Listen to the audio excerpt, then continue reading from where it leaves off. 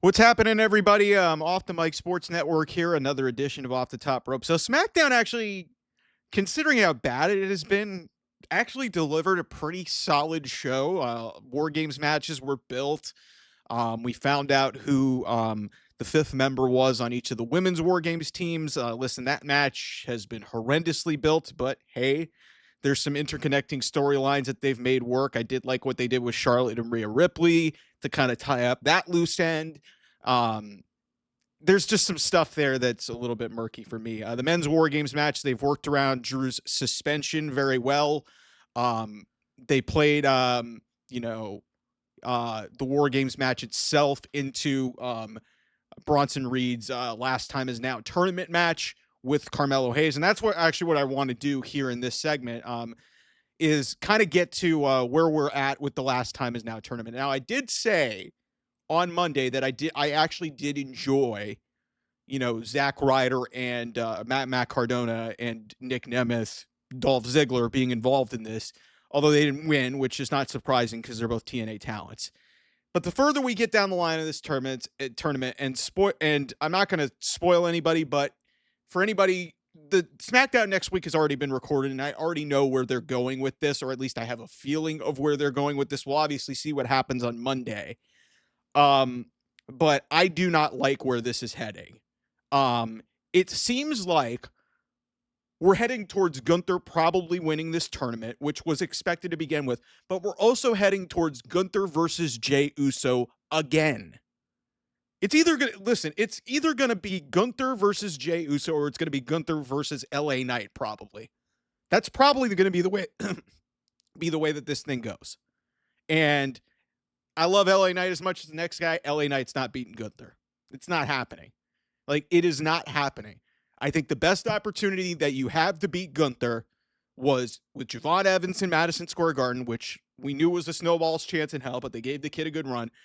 And Carmelo Hayes won tonight. He beat everybody's watched, and he's facing Carmelo Hayes is facing Gunther on Monday, and the chances of Carmelo Hayes winning that match are not very good, just based on the way that the brackets are structured. Just take a look. Here's the way the brackets are currently structured.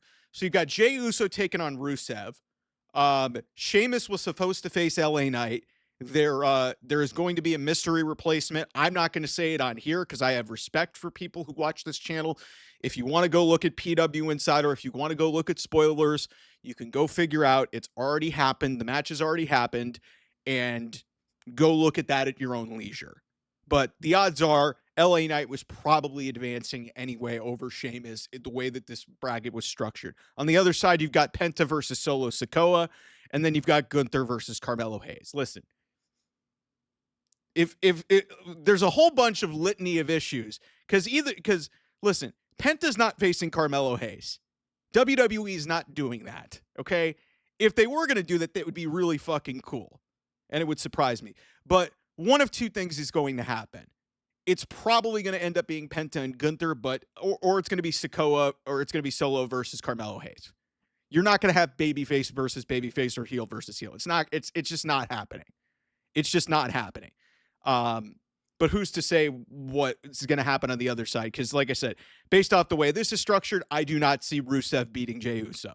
I just do not see that happening. I love Rusev, but that's just not happening. Here's the problem, and what I'm getting at here. Outside of those surprises in the, seeing two TNA guys, Nick Nemeth, Dolph Ziggler, and then obviously Zack Ryder, Matt Cardona show up, and it was kind of a neat little bit of, I guess you could call it storytelling or long-term booking, although I don't think they really had the foresight to do that. I think they just were like, hey, he said these two names. We're having a 16-team tournament. Let's just put two names of two guys in here. And listen, they did the bare minimum. They put them in and they had them lose.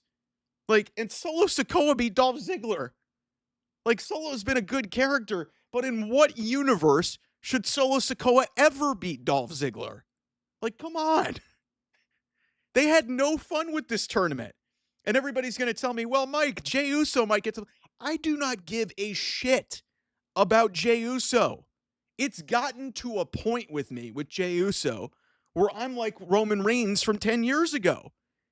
That's literally what this has become, and I hate it for Jey Uso because that guy has worked his ass off to be, you know, a main event level guy or be put. And the Yeet thing, it became a phenomenon.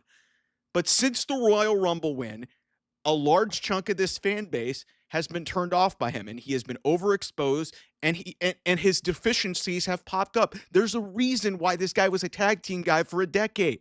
And the fact that he consistently keeps getting opportunities because of an entrance is really starting to piss me off. It's really starting to piss me off. Like, this is some Vince McMahon level shit that he is latching on to the same shit and doing the same thing over and over again. Like, what? I get it. The live audiences are into him, but a lot of the fans are sick and tired of seeing the same people. And Jey Uso being in this tournament to crown John Cena's last opponent doesn't do anything for me. It doesn't do anything for me. Because Jey Uso's had a lot of great opportunities. Also, he's in the War Games match. Bronson Reed's knocked out of it. And, maybe they'll knock Jey Uso out of it, but I doubt it, considering the way things are. I just don't see Rusev beating Jey Uso. It would surprise me, but there's nothing that they've done to book Rusev to give me any inclination that he is beating Jey Uso, given the way WWE is run. There's no way that that's happening. So, and then, Jey Uso versus LA Knight, you could flip a coin on that one. It's probably going to be Jey Uso. And if this ends up being Jey Uso and Gunther again, which we saw I think we saw it Saturday night's main event to start the year. We saw it at WrestleMania. We saw it on that Raw, and then we might see it in the Last Time Is Now tournament to crown John Cena's last opponent. This is literally the same thing that we saw with Roman Reigns. And listen, I was happy when Jey Uso won the Rumble because it was a different thing, but they have completely latched on to this for far too long. And then, with Gunther, everybody knew from the minute that, everybody knew as far back as, when he dropped the World Heavyweight title at SummerSlam, that it was very likely that Gunther was going to be John Cena's final opponent. Because, he's the final boss. He's kind of like the Austrian Terminator that they have, the Austrian final boss. But even then, I don't really care about seeing Gunther face John Cena. John Cena's talked about having young guys or putting over young guys. And like he said, even, hey, I want to have NXT talent on the Saturday night's main event final show that I have.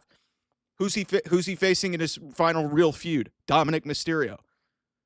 So why is Gunther even factoring into this? Because he's the best wrestler that they have and he's the guy that retired Goldberg? I don't care about that. Give this to Carmelo Hayes. Do a shock win with Javon Evans. Have Trick Williams or Obafemi in this tournament. They didn't do that. This tournament, outside of a couple of surprises, has been a massive fail. It has been a massive fail.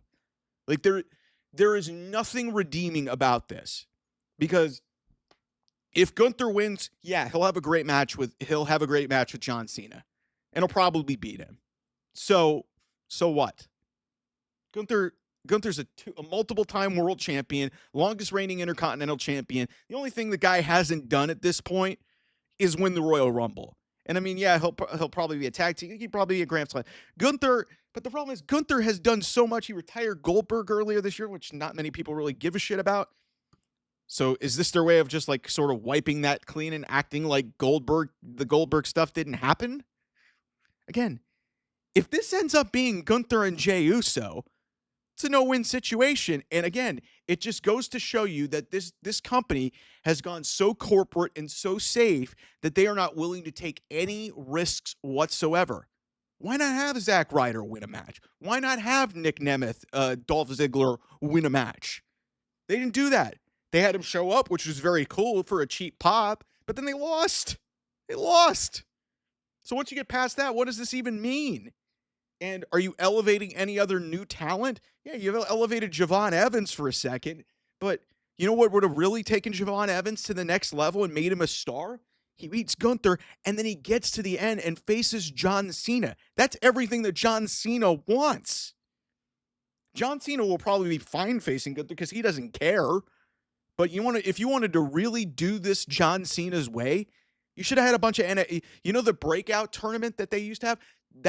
You should have had like established NXT guys, not like new NXT guys, but established NXTs like Obafemi, Miles Bourne, Javon Evans, Ricky Saints, Trick Williams, like have those type of guys. And then, you can mix them in with a Bronson Reed and a Braun Breaker and mix in those guys and have guys, who are the future of this place rather than guys that we already know well.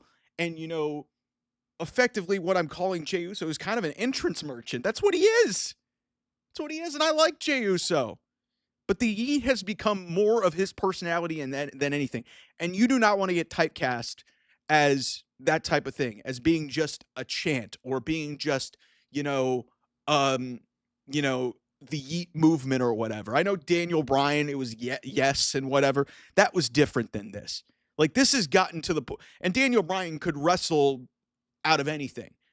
Jey Uso's fine, but he's not nearly at the level that he needs to be even considered John Cena's final opponent. And like I said, the way this is going, I just don't like it. They've been way too safe. And I think given a large chunk of how this year has gone for John Cena, this is almost kind of poetic of how badly that this has been handled too. You put two of his former rivals and people, under their old gimmicks and had them job out to your current talent. Why not be adventurous and have a TNI guy go over a WWE guy? It just doesn't make any sense to me. So if you can't tell, I'm a little frustrated about this because to me, there was an opportunity really throughout this year, and there has been some good positives here with, John Cena's final year.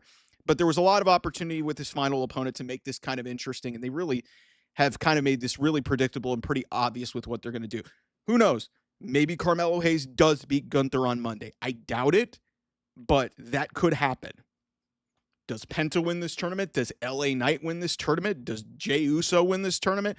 At the end of the day, a couple of those I really don't care about. Penta facing John Cena, even then, Penta is a newer guy, but he's also been around for a long time. What my idea was, okay, the guy who really fits the bill that's left in this tournament that fits what I want to see in John Cena's final opponent is Carmelo Hayes.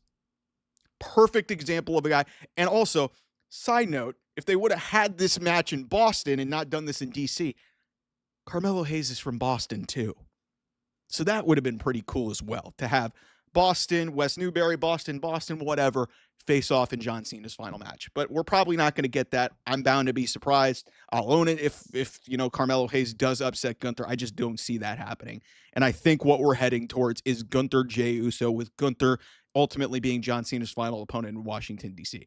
Anyway, we'll see how it goes. I'm bound to be wrong. I'll see you guys soon. Bye-bye.